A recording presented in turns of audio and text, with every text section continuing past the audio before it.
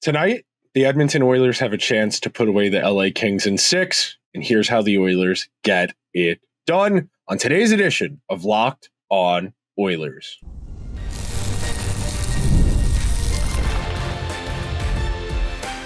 You are Locked On Oilers, your daily podcast on the Edmonton Oilers, part of the Locked On Podcast Network, your team every day.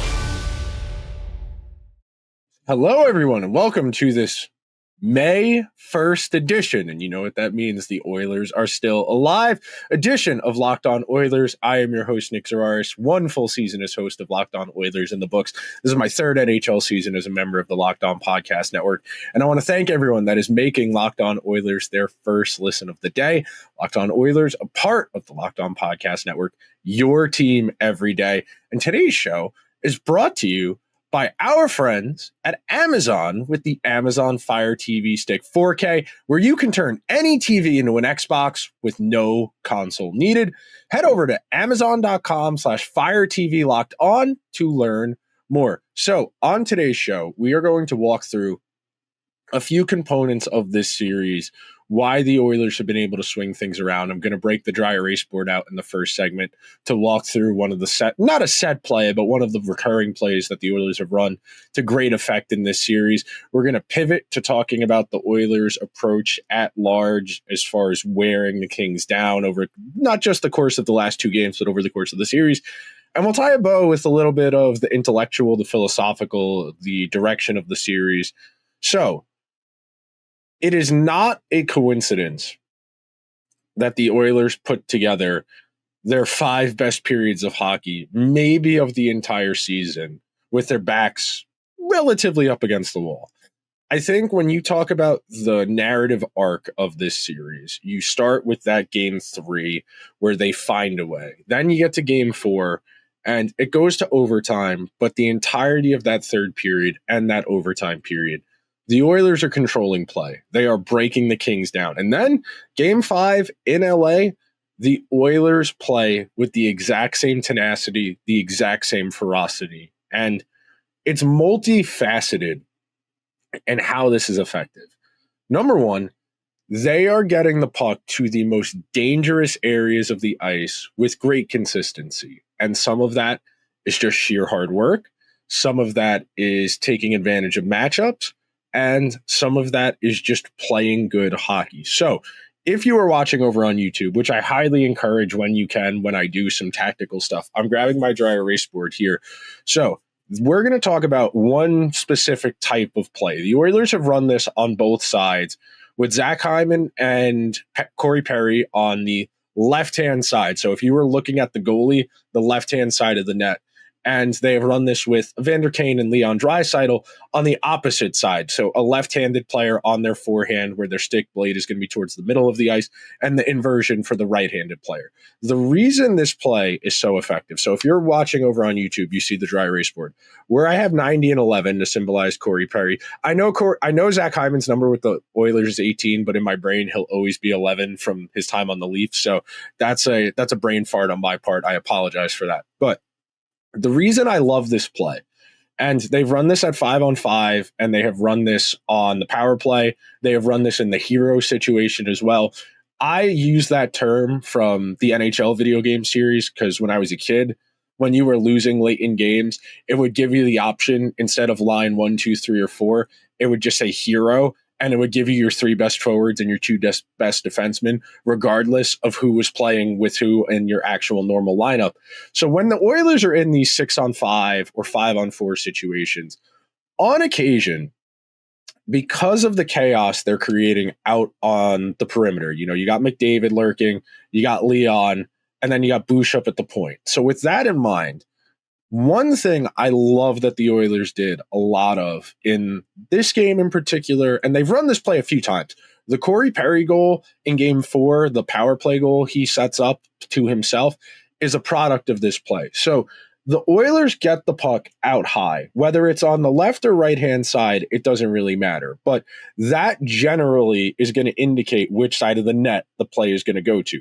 So one of the components of this play is that whether it's Hyman or it's Corey Perry, this player is going to have his back to the goalie and he's going to be looking out towards the players at the point looking for the puck. One reason this play is effective is because with your back to the goalie, you are inviting contact behind you. You are inviting a defenseman, whether it's a penalty kill or an even strength situation. You are inviting this player to cross-check you. You are inviting this player to clear you out of the net front. But one of the reasons this play is so effective is that with Connor and with Leon circling up high, defenses have to respect them. And that's why I've drawn these X's to represent Kings players where they are, because on the Corey Perry goal in Game 3, these penalty killers came up. These two closed in on Nugent-Hopkins, who got the puck to Leon. Leon's holding the puck here, and he walks this puck in. This penalty killer tries to cut Leon off, but Leon moves the puck down here to Corey Perry. And the reason this play works is twofold. Number one, with Perry's back to the goalie isn't as respectful of Perry where he should be as much as he should be, because with your back to the goalie's going to assume your only look is off the backhand. And on the opposite side, it's the same thing when Leon does it or when Evander Kane does it. You receive this pass on your forehand and you walk this puck in and you pivot. You get that puck from your forehand over, you turn around so you're facing the net with the puck, or you do the inversion. You back skate in there and turn as you're skating as you attack the net. And because of that, you've created a leverage advantage, if you will. Because the goalie is anticipating you in one particular way, that puts them in a position where if you're able to turn around, if you're able to get that puck into a traditional shooting position where you're looking at the goalie is going to be over leveraged because they are going to play that backhand first and most presently. And then if you turn on them, you're going to catch them off guard. And that's what Perry does here. Leon gets him the puck. This penalty killer is out of position. This penalty killer needs to be tighter into the net. But because the penalty killer has to respect Draisaitl's shot here, the puck gets to Perry. Perry turns inward. He shoots once, creates a rebound to himself, and then bangs it in. On the opposite side, the Oilers have done the same thing with Draisaitl and with Evander Kane, where they will get this puck with their back to the goalie, they will walk it into the net front, and that's what I call this play. I call this the walk it in. And not a lot of teams are going to do this because it's work. And that might sound stupid in the idea that, of course, anything worthwhile doing in professional sports is going to require effort. It's going to take some dedication.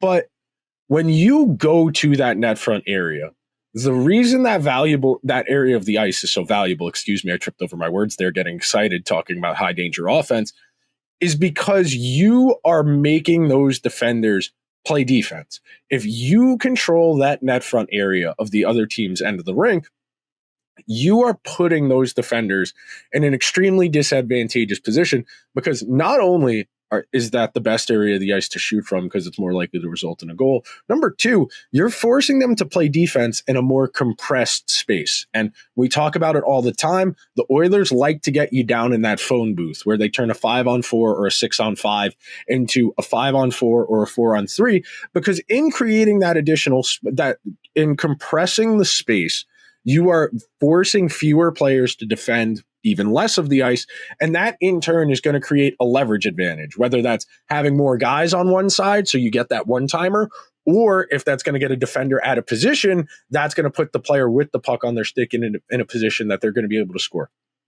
These net front plays are not easy. You know, if you're Perry, if you're Hyman, if you're Evander Kane, if you're Leon Draisaitl, you're going to eat a cross-check or two to occupy that space. If you're going to carry the puck into that space, you are more likely than not going to get hit. You more likely or not are going to get hit really hard. And it is not that players aren't willing to do it. It happens every game because that's just part of hockey. But the teams that can consistently control that net front area are teams that find ways to win in these types of games and in playoff games in general.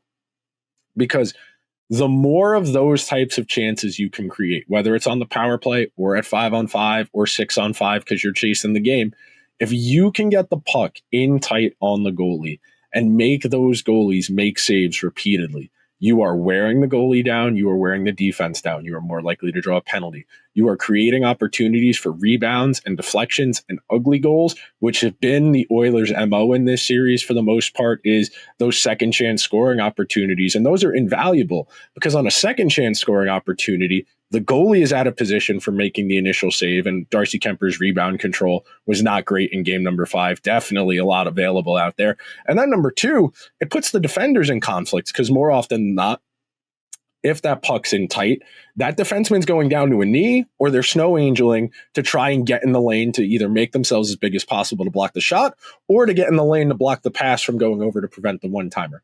But that will do it for our first segment on today's edition of Locked On Oilers. When we come back, we are going to tackle some of how the Oilers changed their mentality, why it's been so effective, and a whole lot more on today's edition of Locked On Oilers. So be sure to stick around. You ever check your bank account and wonder, where'd all my money go? Between dining out, online shopping, and entertainment, it is really easy to lose track. And that's where Monarch Money comes in as your personal CFO, giving you full visibility and control over your finances. Monarch Money isn't just a budgeting app, it's a complete financial command center. You can track all your accounts, investments, and spending in one singular app, so you just stop managing your money and start building wealth. When I started using Monarch, I can admit, I was ordering a little too much takeout, but now I am meal prepping, so I am budgeting, and I am saving more. And instead of juggling multiple finance apps, you can use Monarch to check finances, spending, and even set up long-term financial goals. Take control of your finances today with Monarch Money. Use code LOCKEDONNHL at monarchmoney.com for 50% off your first year. That's monarchmoney.com, code LOCKEDONNHL for half off your first year. Thank you to everyone who is hanging out on this May 1st edition of Locked On Oilers. And I like emphasizing the date when the calendar changes in the season, because we've lost our first team of the playoffs, the New Jersey Devils, the first team eliminated, a shorthanded team, to say the least, playing Dennis Cholowski on their first pair, missing Jack Hughes, missing 3 of their 6 starting defensemen, and just didn't have the horses. And anytime you are playing into April, late April, May, or June, that is an account and a moment to just reflect a little bit. And I said this after the Oilers lost Game 7 to the Panthers last June, and I'm going to say it again now. And this is going to be in direct contrast with a lot of what I have said over the last few weeks. But while we have high expectations for the Oilers because they are a talented team who is really leveraged for the immediate moment to be competitive, and the expectation is to go on a deep playoff run, you do have to sometimes sit back and just smell the coffee, if you will. Sometimes you have to find a way to allow yourself to enjoy these little things, to enjoy pulling Game 3 and Game 4 out the way you did, to enjoy going back to LA and the Kings thinking they're all going to mess with the Oilers, breaking out the harmonica national anthem again, got to keep the good vibes going from the first 2 games. And then the Oilers went out there and kicked their butts. That is a feeling that matters. You will remember that Draisaitl overtime goal probably for the rest of your life. You probably will remember the Evan Bouchard goals in Game 3 and Game 4 to even get them in a position to be where they are now. And that really sets the tone for me, because after Game 3, and I've said this a ton over the last few days, so if you're an everydayer, you're going to hear this again. But if you're new, hello, welcome to the show. I'm glad you decided to scratch your itch for more Oilers content ahead of Game 6. But after Game 3, there was a part of me in the back of my head that had a little voice in my head going, that was the Oilers' kitchen sink. That's the best they can do. They are going to have a hard time sustaining the way they've played so far in this series. They need to play better. And then the first 2 periods of Game 4 happen, where the Oilers are pretty lifeless. They don't generate a whole lot of offense. They're trailing it going into the 3rd period again, and they go nuclear.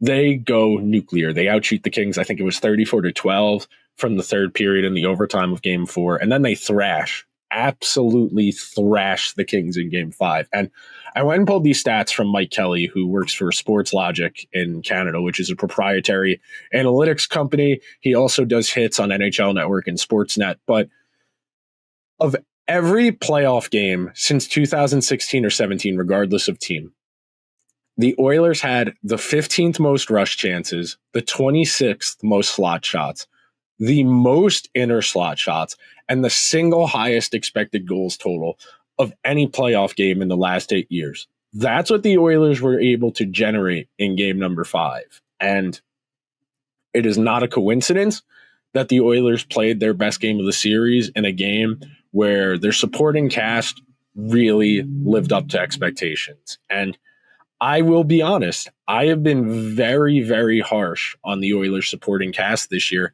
because it just hasn't been good enough. The Oilers coming into the season, on paper, you were supposed to be able to make the argument this was the most talented forward group Connor and Leon have ever had as Oilers. And then one by one, the little problems started to crop up. Evander Kane misses the entire regular season. Jeff Skinner can't earn Chris Knobloch's trust. Zach Hyman deals with injuries and has multiple layers of just shooting percentage regression.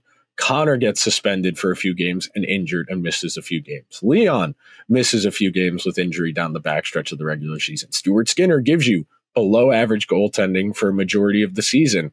The supporting cast, the lower down the line, like Connor Brown, Adam Henrique, Matthias Janmark, they don't live up to expectations either. And instead of entering the playoffs with a real hit of momentum and feeling good about their game, they are struggling, they are limping, and then the first 2 games happen, and you're sitting back like, oh God, are they going to be out in the first round?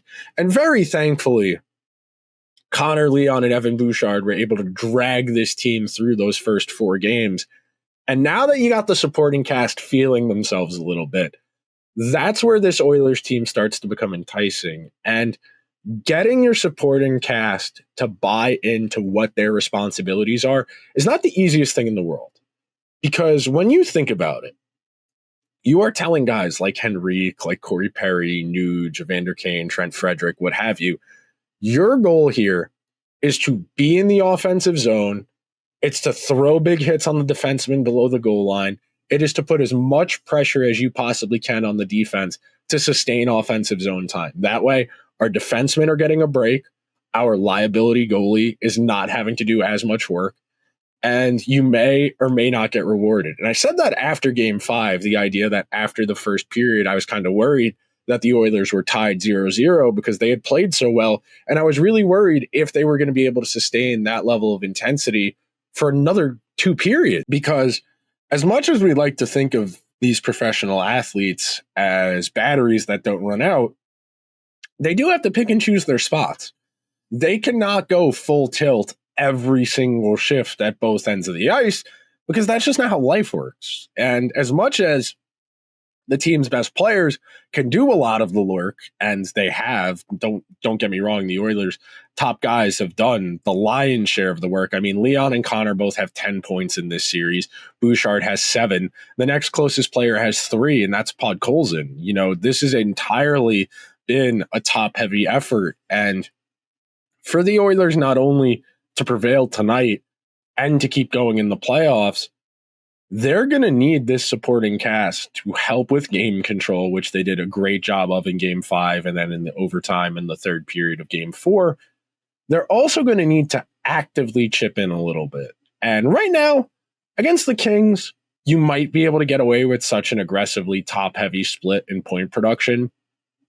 But the further you go, the more dicey it's going to get. And we have done this experiment. The Connor, Leon, and occasionally a third guy try and do their best to limp a team through. But against a more well-rounded or a deeper team, that's going to be a challenge. And as we transition to our final segment, I'll leave you with this as a tease.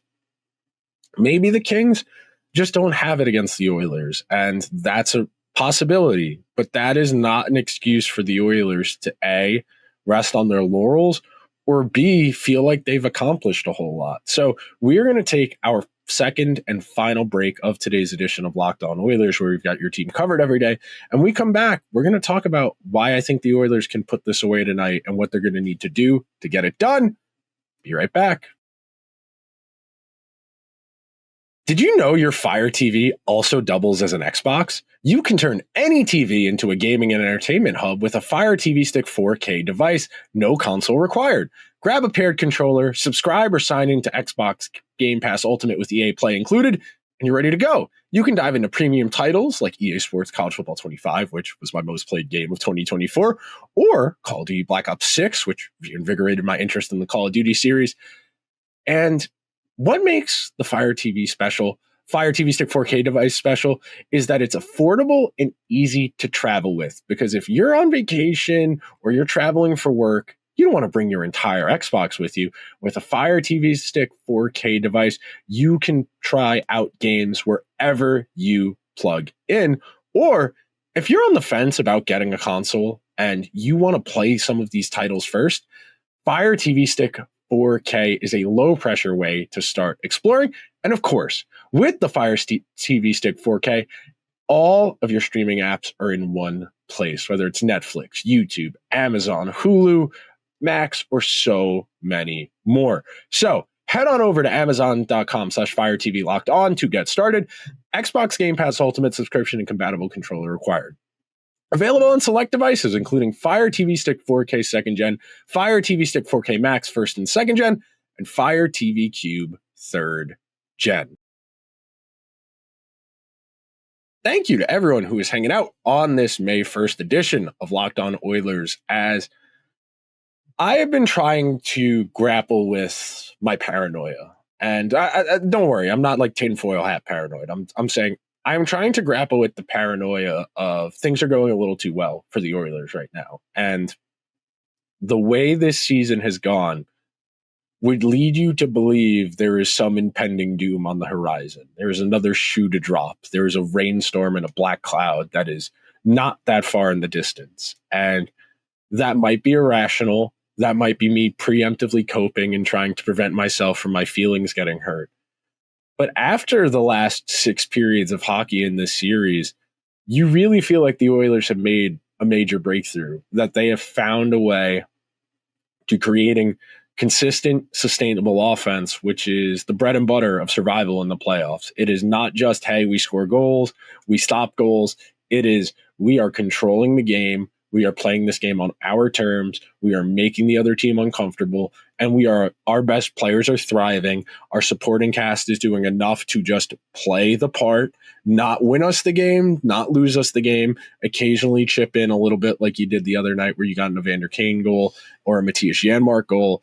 And when you put all that together, you start to talk yourself into this a little bit. And then you start to remind yourself, well, everything that kind of could go wrong for this team this season did go wrong, and they still managed to make the playoffs, unlike some of the other teams that endured similar struggles, like the Islanders, the Rangers, or the Bruins, who all dealt with serious injuries, missing players underperforming. And it's a testament to the Oilers stars that they were able to buoy this season, to kind of shoulder some of the load and put themselves in a position where all they needed to do was just get in the playoffs, and the opportunity to get hot would present itself. And right now, you're feeling that to some degree. The Kings came out of the gate hot. You know, those first 2 games, the first 2 periods of games 3 and 4, the Kings undoubtedly controlled. They were thrashing the Oilers. It was an exercise in hockey anxiety, sitting on my hands, biting my knuckles, living in fear every single time a shot came in from the point or from a flank, because you didn't think Pickard or Skinner was going to be able to get in the way, just because of the nature. You know, you think about those Kempe shots, those Fiala shots, those sharp angle, high corners that are just not easy to save when you're not an elite goalie. And the Oilers, by the sweat on their backs and the pain in their joints, have managed to make this not only a series, they have managed to make this a winnable series. And if you had told me that after the second period of Game 3, that the Oilers would be coming back to Edmonton with a chance to put the series away, I would have assumed the Kings endured multiple serious injuries, or that Darcy Kemper got hurt and David Riddick was in net. Because the way the Oilers played for the vast majority of the early phases of this series left you feeling like, oh God, the Kings finally figured this out. Their young players took steps. Adrian Kempe's been lights out. Andrei Kuzmenko has been the perfect trade deadline addition. And slowly but surely, the Oilers have chipped away at that Kings control of the series, and they themselves are the ones with the opportunity to put this away. Now, the last thought I want to leave you with before we wrap up today's show. Game 6 for the Kings will be a kitchen sink game. I said that about the Oilers game 3, and I was trying to determine if that was a kitchen sink game or just a game 3. And the hallmarks of a kitchen sink game are as follows. Number 1, a funky lineup.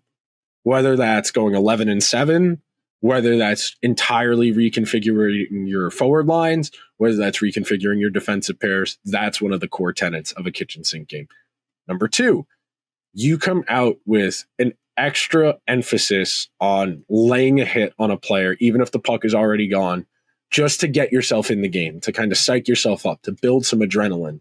And then the third component and the essential component of the kitchen sink game, you get out to that early lead and you make the other team a little bit nervous. Those are the real keys to a quality kitchen sink effort. And it'll be on the road where the Kings have had a rough go of it in the playoffs over the last few seasons in Edmonton. But should the Oilers be able to withstand what will be an early onslaught in this game, they're going to be in a very good position. And I know I'm really talking out of my butt here because I am hypothesizing the shape of a game that is yet to be played. But you think about what the Oilers have accomplished so far and how they made it happen. Those are translatable and repeatable. Now, you don't want to need Evan Bouchard to score you 2 goals. You don't want to need Connor or Leon to be 3 points per game. But right now, that is working. You don't want to reinvent the wheel. You don't want to overthink this. Put your best players in a position to succeed. Give them opportunities. Take advantage of your home ice. Get your guys out there against the Kings' fourth line, against the Byfield line. Make Quinn Byfield play defense against Leon and Connor for 45 seconds. Do that. You saw what happened the other game when you put him in that position. Instead of clearing a puck out, turned it over. Oilers ultimately came down and scored. When you have those opportunities, take advantage of them, because sports are a series of opportunities, and the team that ultimately capitalizes on them better most of the time is going to go on and win the game. So that will do it for today's edition of Locked On Oilers. If you could be so kind, please subscribe to the show wherever you get your podcasts or over on YouTube. So many people joining the community over the last few weeks. I'm very glad you're here. You're part of this journey. See if we can either A, entertain you, or B, get you a little bit smarter. So when you're talking puck with your friends, you get to sound like the smart one. And before we get out of here, thank you so much to everyone that has made Locked On Oilers their first listen of the day. If you're itching for more hockey content at the end of the night, there's Locked On NHL Game Night breaking down the games right after they go final. And then during the day, there is Locked On NHL to cover the biggest storylines coming out of the games the night before. Available wherever you get your podcasts or over on YouTube. I will talk to you guys after Game 6 between the Oilers and Kings. Until then, let's go Oilers.